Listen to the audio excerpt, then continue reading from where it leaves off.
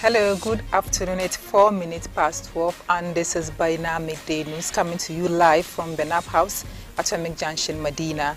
I'm Khadija Tukubra Kayla, and coming up this afternoon, Bawumia is not corrupt. He is a man of integrity, says Napo. Also, renounce your dual citizenship before we approve you. Minority leader tells Supreme Court nominee. And in some international stories, floods in Central and West Africa affect over 700,000 people. Remember, the news is also live on Facebook and YouTube at Baina TV. Do stay with us for details of the stories.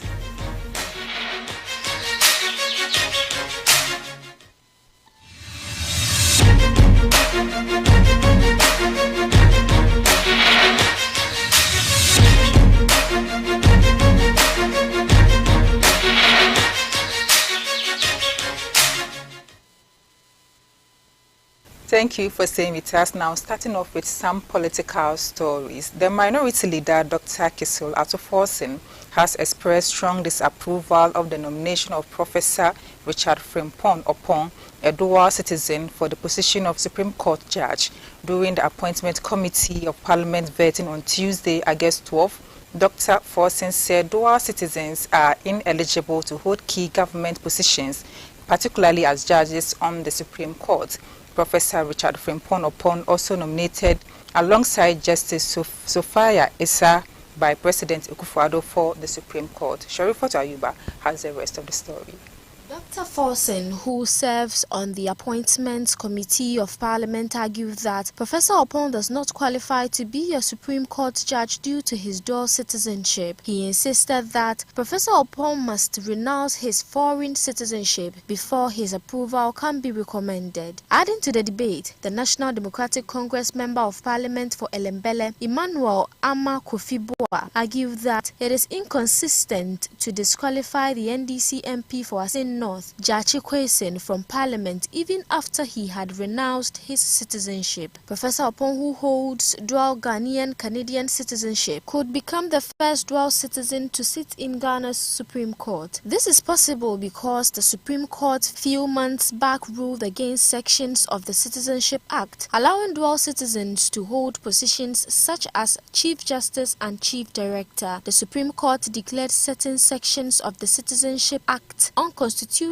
permitting dual citizens to serve in various high-ranking positions. The court's decision, delivered by the majority, nullifies the sections that bar dual citizens from roles including Chief Justice, Commissioner of the Value, and Chief Director of a ministry. The ruling effectively amends Article 2892 of the 1992 Constitution, allowing dual citizens to be appointed to key government positions previously restricted to single citizens. And now in education, the national president of the University Teachers Association of Ghana has called on the opposition National Democratic Congress to provide a detailed explanation of how it intends to fund the payment of fees for first-year university students if elected into office. Professor Mahmoud Akudungu acknowledged that the proposal could be a beneficial policy, but raised concerns about whether it would create equity and address the infrastructural challenges in tertiary institutions. According to Professor Akudungu, UTAG is closely examining political parties, manifestos, and policies on education. He said the association has extended invitations to flag bearers to discuss these matters in details. Regarding the NDC flag bearers' announcement of paying fees for university freshers when voted into office, Professor Akudungu expressed uncertainty about whether this is the only support package the party has for tertiary institutions. NDC flag bearer John Mahama has announced that first-year tertiary students will not pay academic fees. According to him, this initiative is part of the government's effort to lessen the financial burden on parents parents funding their children's education. Additionally, Mr. Mahama noted that the party will redeploy the Student Loan Trust Fund to give continuing students the option to utilize student loans to finance their university fees directly, ensuring that students can focus on their studies with peace of mind. However, the UTAG national president is asking for more clarity in the face of infrastructural challenges.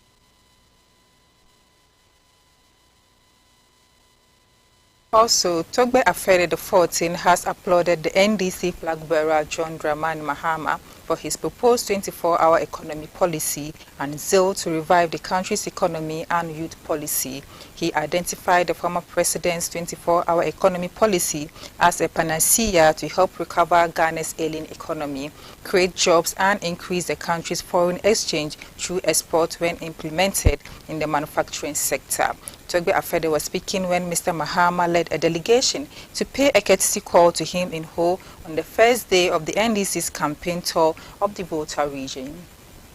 According to Togbe Afede, the 24-hour economy policy is what Ghana needs to accelerate economic growth, adding that a proper application of the policy in the manufacturing sector can be a game changer. He indicated that machinery in the manufacturing sector is designed to keep running 24 hours to maximize profit and hence must be used as such. The Agbagbo Mefia of the Asogli state said the 24-hour economy policy would help Ghana expand its production capacity to benefit from the African Continental Free Trade Area Agreement, which seeks to promote intra-trade on the African continent, with Nigeria recently launching an ambitious $15 billion program to expand production and export to Africa. Ghana is far behind countries currently in the pilot phase as far as taking advantage of the AFCFTA is concerned. The revered traditional ruler also lauded the NDC's flag bearer plan to involve the youth in decision-making at all levels of government, since the future belongs to the youth. Togbe Afede also sides with Mr. Mahama's proposal to review the payment of ex gracias to Article 17 office holders and congratulates him on his exoneration in the Airbus scandal.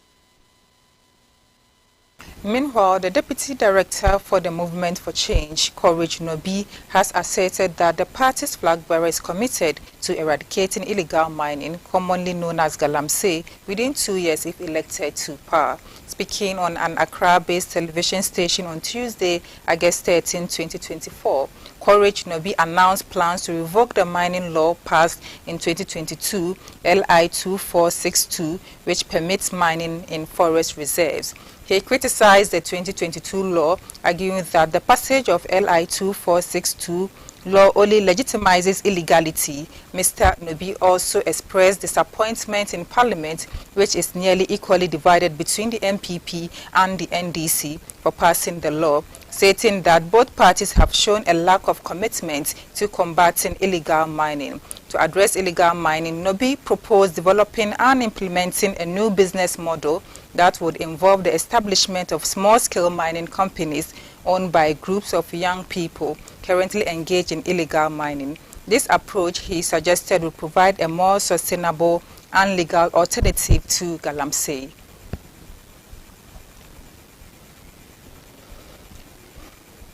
Also, the running mate of the New Patriotic Party, Dr. Matthew Opoku Prempeh, has strongly defended Dr. Mahmoud Bawumia, stating that the MPP flag bearer is not corrupt and will never be. During an interaction with investigative journalist Manasseh Azure Awuni after receiving a copy of Azure's latest book, Dr. Opoku Prempeh praised Dr. Bawumia as a man of integrity who genuinely cares for the country. Speaking to the media after receiving a copy of the book, the NPP running mate said the flag bearer he serves is not corrupt.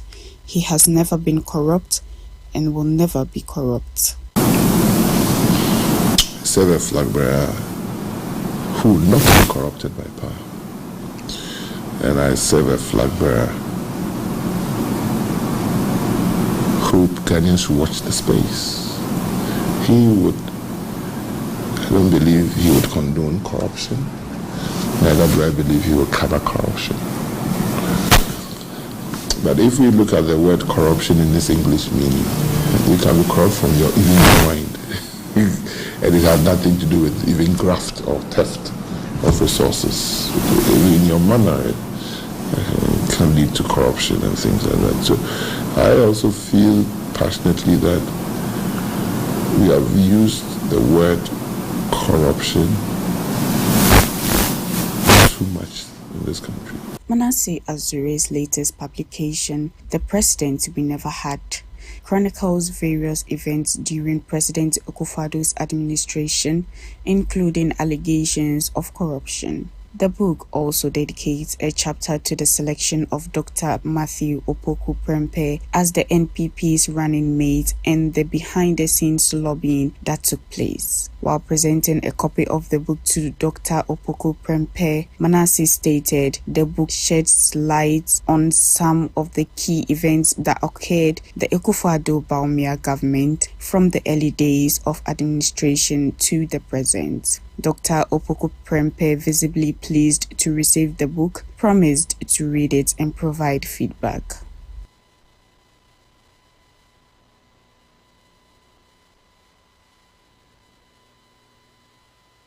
And now in some business stories, the Kumasi City Market, also known as the New KJTM Market, has been disconnected from the power grid by the Electricity Company of Ghana due to outstanding arrears of over 7 million Ghana cedis. Despite a previous agreement to clear the debt, ECG claims the market has defaulted on the payment plan, leading to the disconnection. In April 2024, the market experienced a similar power outage, which was restored after management assured commitment to paying the debt. A payment plan was drawn up, but the ECG insists the market has failed to adhere to it.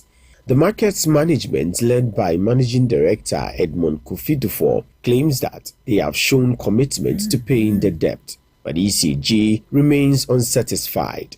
He said management had, as of June this year, paid about 1.7 million cedis of the 9.7 million cedis debt. The traders are calling on the local government ministry to intervene and address the electricity supply issues to ensure the market's smooth operation. Currently, the market is relying on generators, which management deems unsustainable.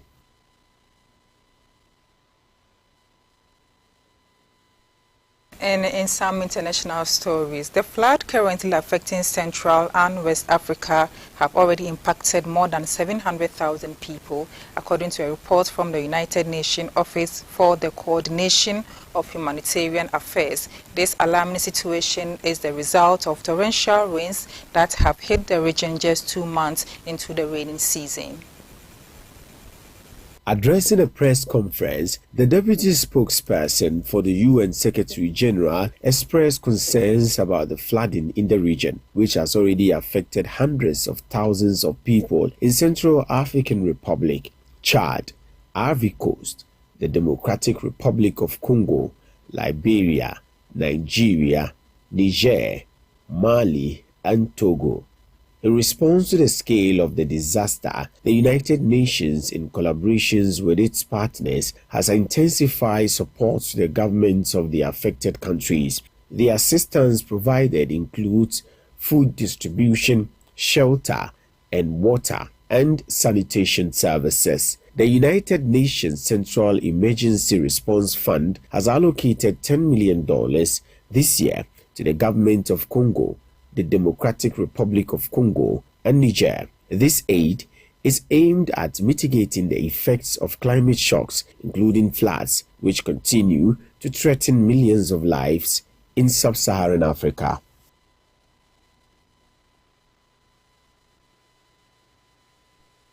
Now in sports, Instructurman FC is poised to begin their historic African campaign in the opening rounds of the Total Engines CAF Confederation Cup, scheduled for August 16 to 19, 2024. The Ghanaian FA Cup champions, making their debut on the continental stage, will host TP Elect Sport from Chad in the first leg at the Baba Yara Sports Stadium.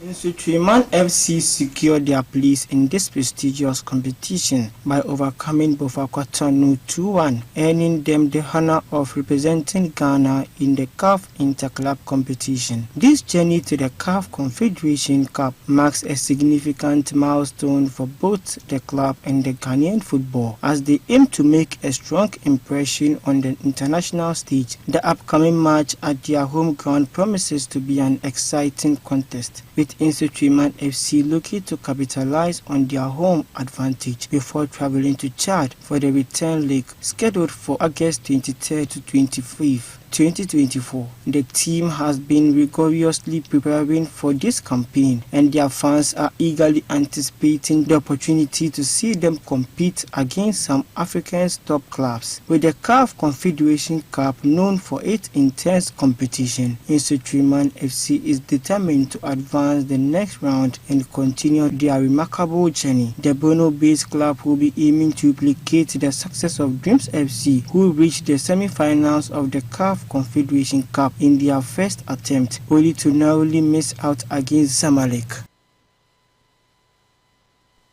This is all we have for you on our midday news. Our website, Baina Multimedia, has more. I'm Khadija Kubra Kayla, and have a good afternoon.